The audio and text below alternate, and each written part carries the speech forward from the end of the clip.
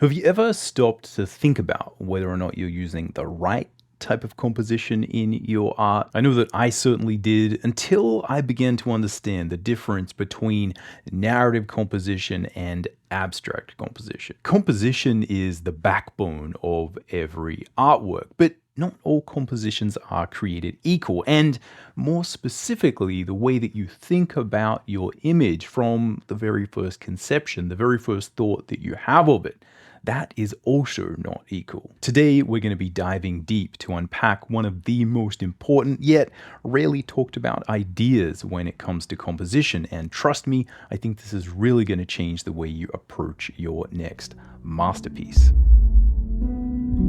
Alright, welcome to the Drawing Codex. My name is Mcburnie. I've been a professional working artist for over 20 years, and on this channel, we're all about drawing cool stuff from our imagination, embracing the challenge of drawing, and mastering the craft of line and color illustration. I think all artists, when they're beginning, but also very, very long into their artistic journeys, are dealing with a simple problem, which is how do we make our images look good?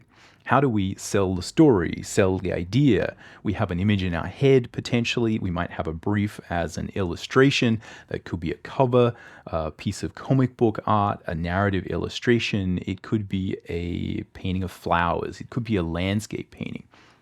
Either way, we have to make it look good. We have to make it interesting. We have to make the work entertain the eye in some way, shape, or form. And often, I think this is one of the things that really sticks in the beginning. Our work doesn't look good. Frequently, there is this idea of composition that is offered as a solution, that the solution to making good images, and I think this is certainly true, this is a big part of what we'll unpack in this video, is that composition is the backbone of a good image. It's what kind of makes it structured and makes us able as viewers to look and engage with that work. But frequently the thing that's offered us is a huge variety of rules. You read illustration books, you might take classes, and there's a variety of these things that are very abstract in nature. They're very much like a thinking person's view of how images are created.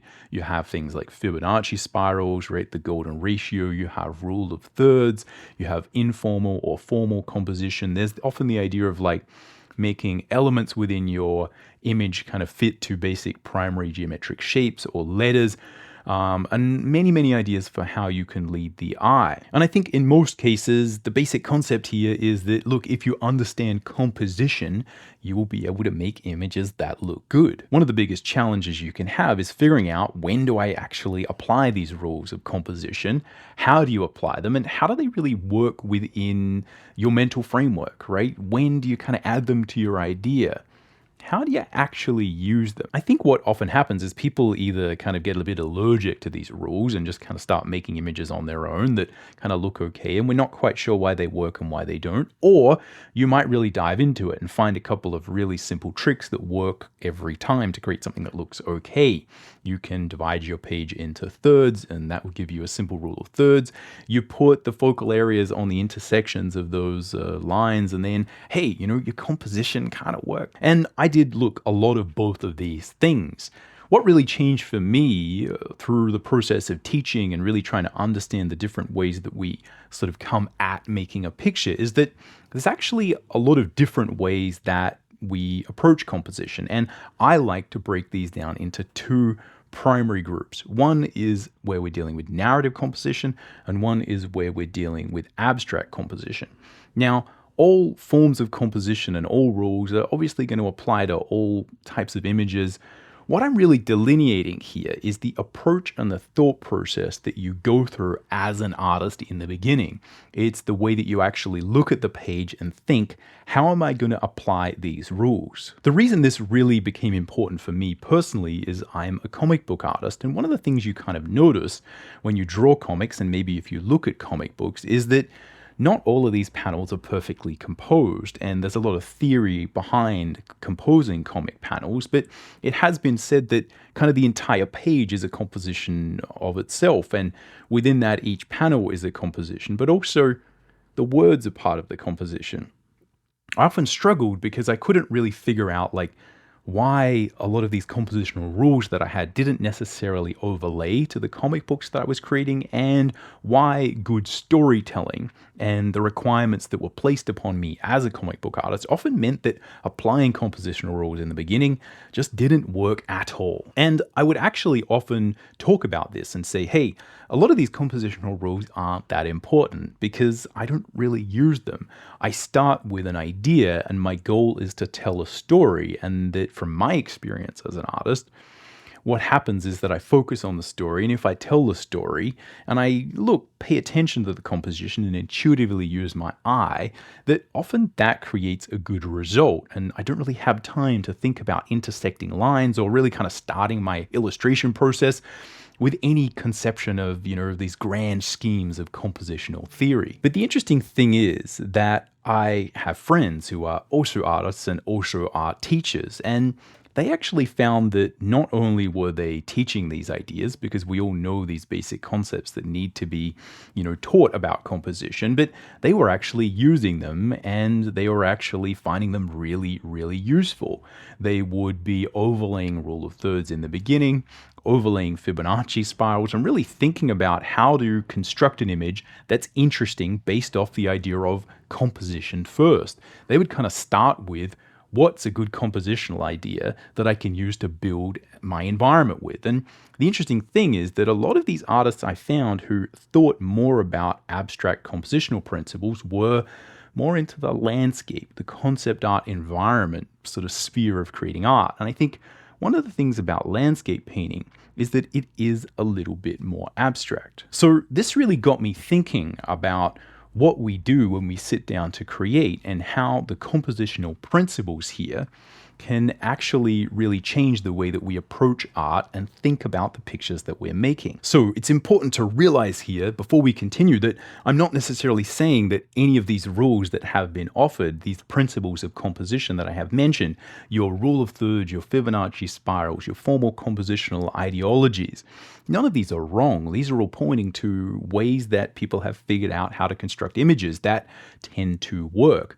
What I'm saying is that we need to think about us as artists and how we interact with those, the type of images that we tend to create, and how all of that kind of mixes together to really change the way that you, as an artist who's creating a specific type of image, thinks about composition. The things that can really mess you up when you're learning on your journey is you can encounter a teacher, which may have been me in the beginning, who's saying, hey, this is how I do it, therefore this is how everyone must do it.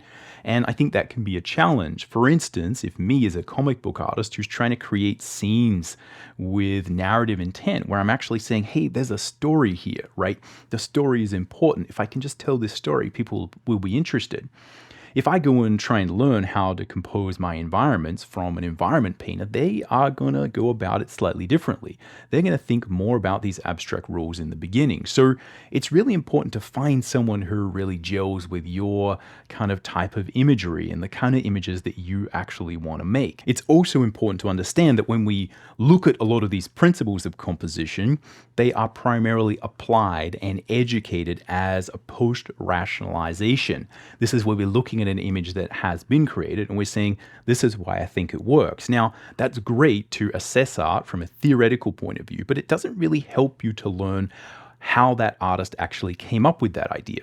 Now, this is where you have the concept of the unreliable narrator, because often as artists, I really believe that we come up with things in strange ways, and what people often try and do is formalize these ideas through thinking about composition, but it's always really hard to know what's happening up in there in that gray matter, and I think it can be a little bit more subjective.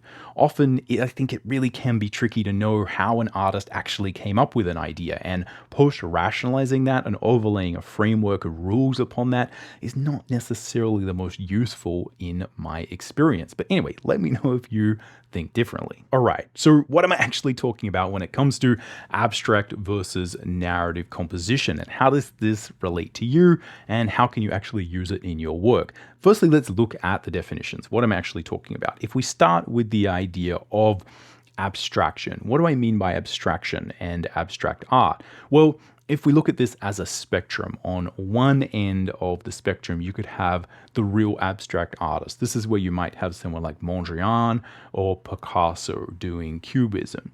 If you look at a Mondrian painting, this is where you have the artist, if you recall or you know, it's where they're basically just drawing cubes, right? There's just boxes of color and black lines between that somewhere.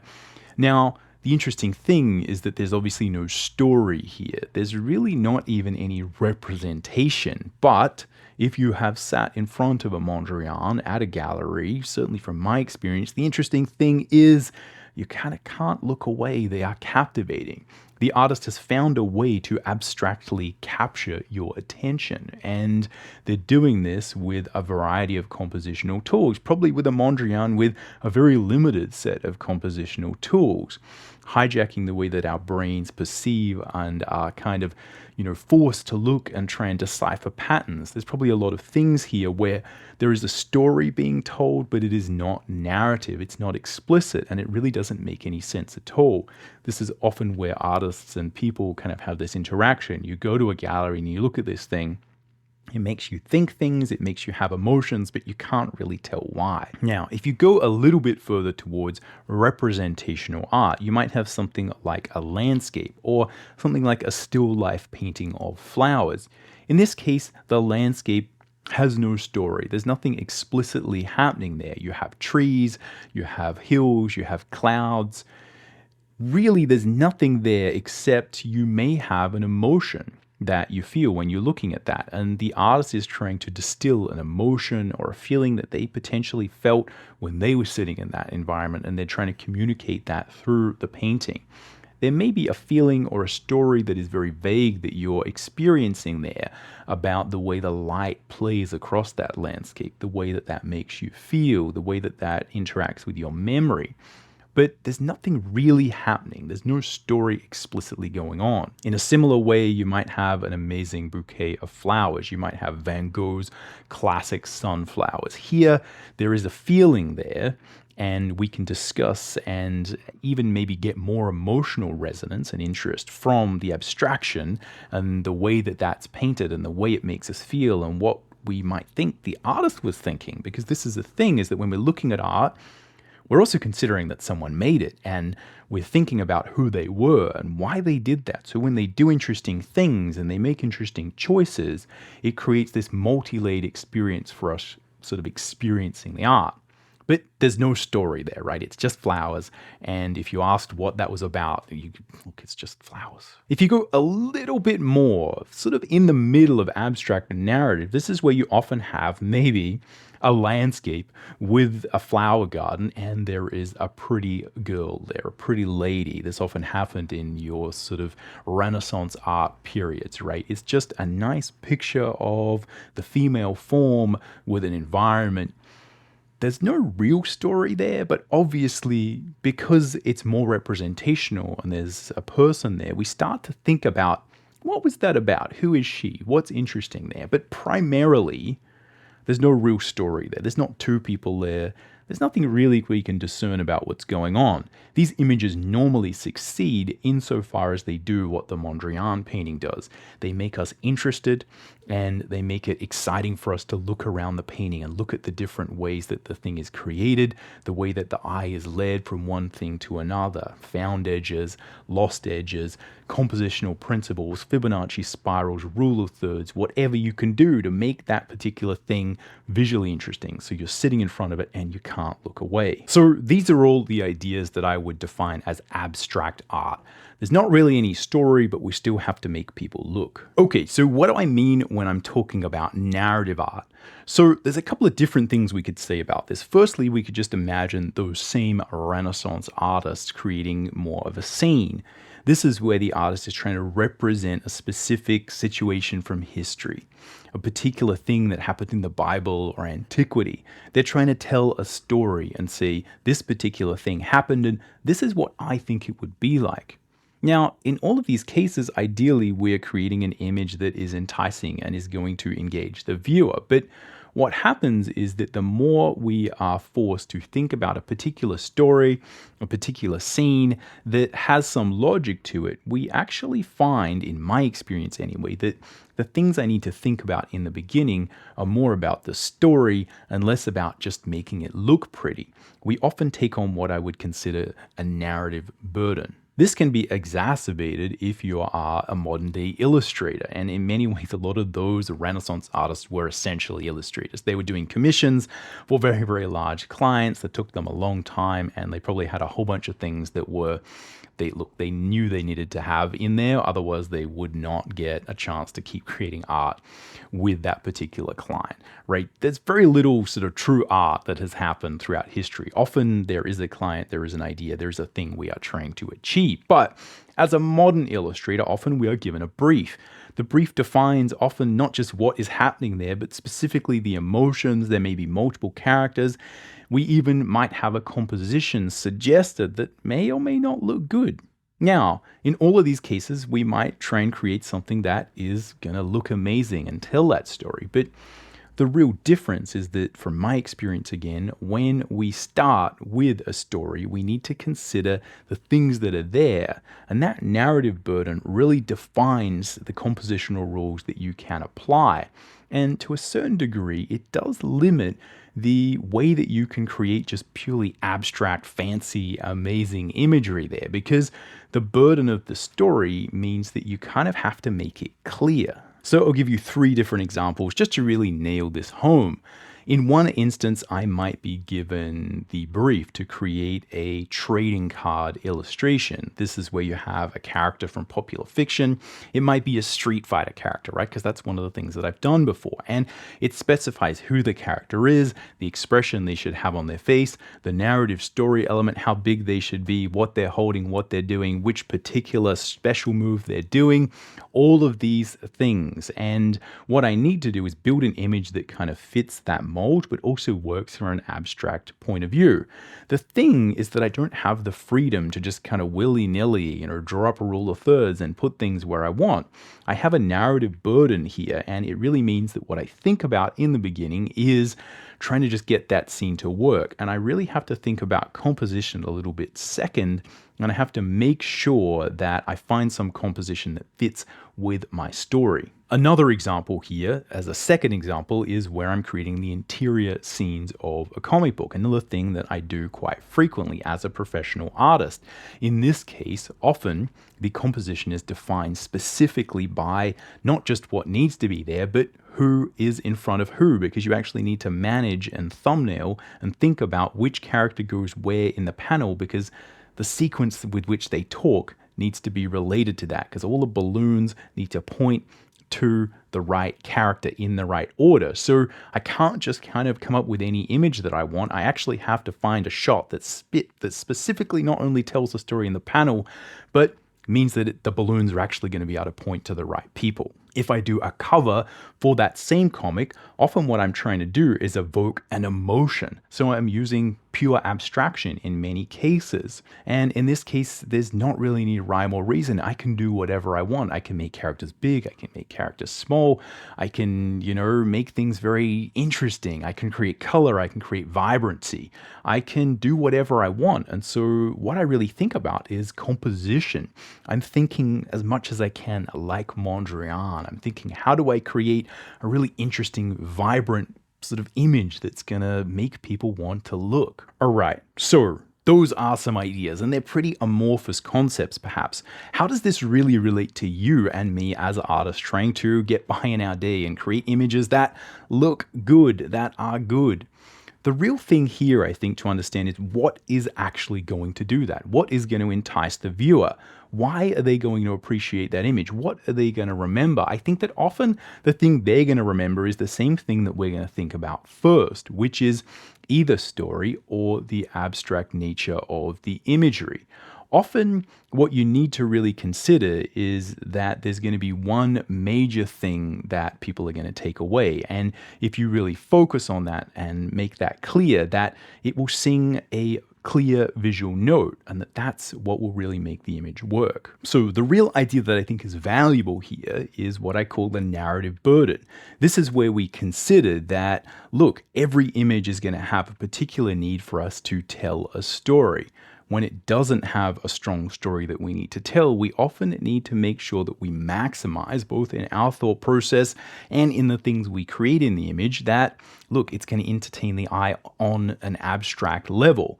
Maybe when we have something that has a very heavy narrative burden, however, what you might find is that if you just tell the story, the strength of the story itself will be the thing that entices the viewer. They will be thinking about the story and the narrative there, and that's really going to be their main takeaway. I think the idea of the narrative burden and the way that we think about it in the beginning of our image making process is really key. And this is the trick that I've often used to make sure that when I'm creating an image, I know whether I need to consider the story or whether I can just kind of draw whatever I want and try and make it pretty. One of the traps here, and something that I really think is worth considering, is that sometimes when we try and do both, we can confuse the viewer, or potentially we can confuse ourselves. It's a real danger if the image that you're meant to be creating is something where there is a strong story, but you kind of try and make it really pretty, you add a lot of big compositional flourishes, you really kind of pull out all the stops. Often what happens is that people end up just looking around at the picture and they forget the story. They forget the whole point of the image. Sometimes trying to do everything doesn't always work, especially if it confuses you. But also you have to understand that, more importantly, if you are just painting a landscape or some flowers, if you don't really turn up all of those compositional rules, if you really don't perfect your craft and your art, then you're not going to be able to keep people interested. This is why I think even as artists who look like me, I like comic books, I draw comic books, I'm a fancy artist, I like drawing real things, I'm not into abstract art, I have no real appreciation for Picasso, but I think these ideas are important. I've learned a lot from Mondrian, and just understanding that, look, it is possible to entertain the eye with just silly cubes of color. Therefore, it should be able to entertain the eye with anything. And I think if you understand that, it offers a lot of insight into the fact that you can kind of make anything interesting as long as you understand how to make good pictures. And that's where all of these ideas and rules, lost and found edges, pattern, the way that humans perceive imagery and understand them, and our desire as, sort of latent mammalian creatures to, perceive the world, all of these ideas will make people look at things and make people enticed.